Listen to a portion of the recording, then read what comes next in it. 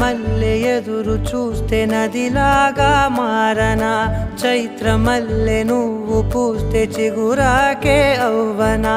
నన్నే వరించే యువరాజును అంట నీ యువరా